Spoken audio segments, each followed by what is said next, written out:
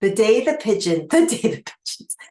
the fire started in LA, a pigeon flew into my house, and I'm going to get to that in a second. But before I do, last night I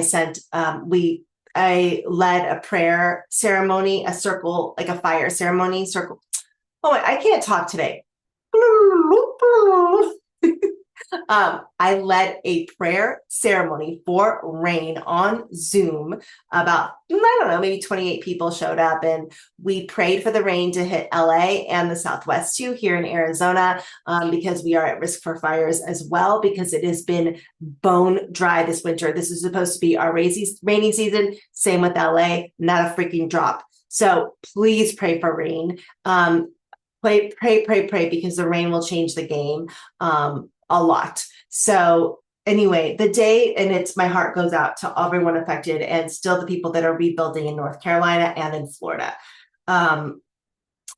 So the day the fire started in LA, so a pigeon flew in my house. So my office is off of the back porch. So you have to go out the back, go out here to get into the house. So it's not really in the house, but it's on the porch. So there's a door, and I let the dogs out to go to the bathroom. I'm really aware of them because we have a lot of coyotes and stuff like that.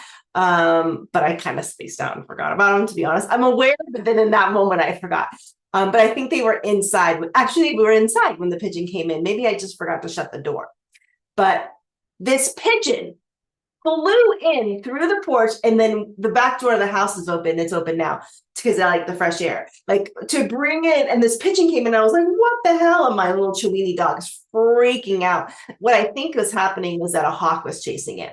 We've had that happen a couple of times where a hawk is chasing a pigeon or a dove or some sort of bird, and it flies not in the house, but into the house, sadly.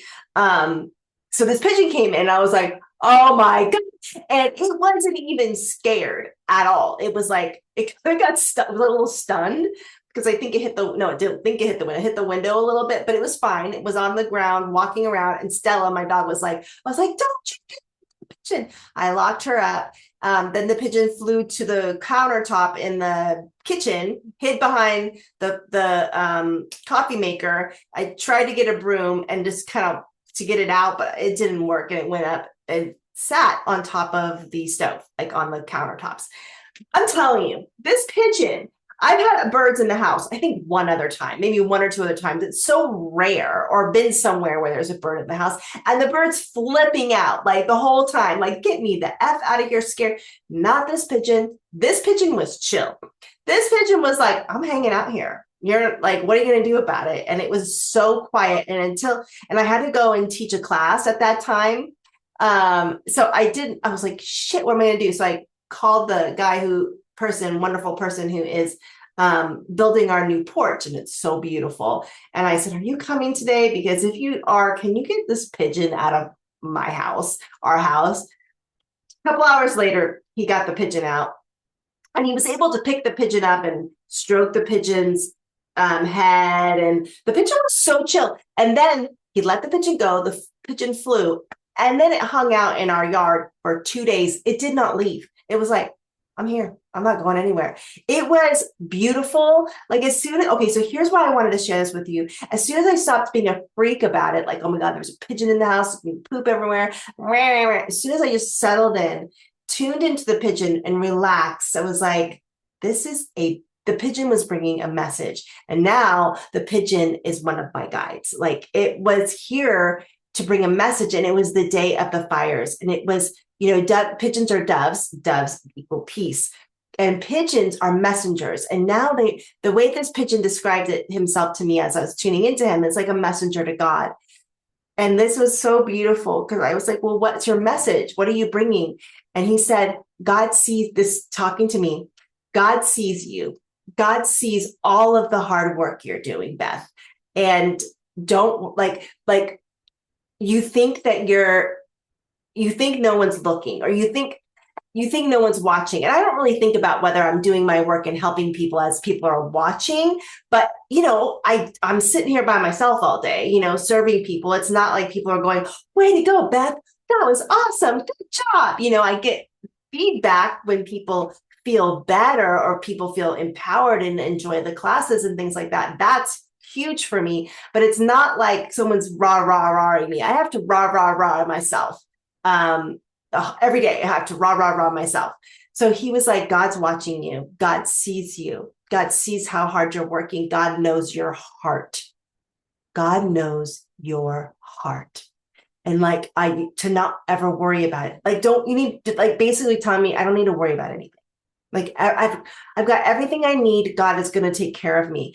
That was the message. And that was so interesting. And it was so beautiful that it was the day of the fires, that this happened. And here's what I want to share with you is that when an event happens and we feel like oh God, like, why is this happening, right? Like, why is there a pigeon in my house? But when I settle down, why are there fires in LA? I mean, that's huge. It's a pigeon in the house. I'm not comparing the two, but what I'm sharing is that when we settle down, tune in, relax, and really tap in, go beneath the surface, go beyond the ego, go beyond the fear, go beyond the attachments, there are messages and there are reasons and there is transformation available. We don't know why LA is happening right now. We don't, but we will. And the people that are going through it, I'm sure they have a lot of questions. I'm sure they're speaking to the God of their understanding or not. I don't know. But when we stop and listen, when events happen in our life, if we stop, listen, get out of the reaction, there are beautiful, amazing messages, even when they're hard, even when it's hard. So the next time you're going through something, remember Beth's pigeon, Beth Osmer's pigeon. Because I didn't like it for like the first hour. And then my guides were like, just relax, tune in.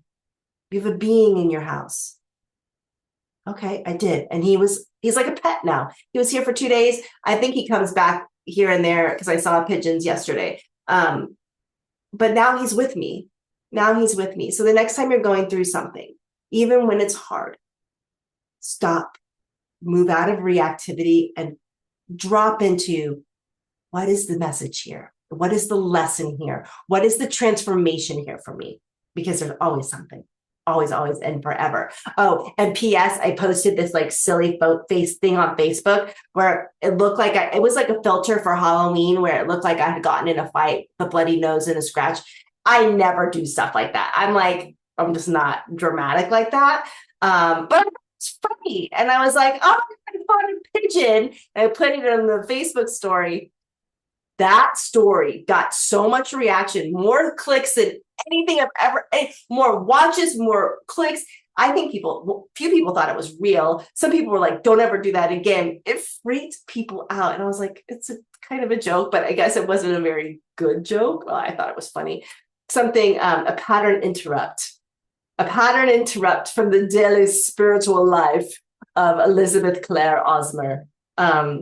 Anyway, and before I hang up, I want to share with you that I have a free event coming up. It's my annual free 3-day event coming up 21, 22, 23 of January. I'm so excited about this because if you've ever been to one of my events, it's very webinar-y. They're good. They're awesome. My events are great. I think. And but we do slides and we do meditations. This is going to be something else. We're going on a journey. I'm going to take you on a 3-day journey of yourself. You're going to know yourself in a way that you never have. You're going to feel lit up in a way that you never have. So it's going to be a completely different format. It's going to be very deep, very, very powerful. I don't want you to miss it. So I'm going to put the link down in the PS. If you're like, oh, I don't have time, make time. Make time. I guarantee you will leave there. I can't guarantee it. I can't guarantee transformation, but I guarantee you will get something out of it. I guarantee that it will be deep and it's going to be beautiful and profound, and it is needed in your life right now. That I know, because it's needed in most of people's lives right now. There's a lot going on. So sign up at the link below, and I hope to see you there. All right. We're signing off from Beth Osmer's House of the Pigeons.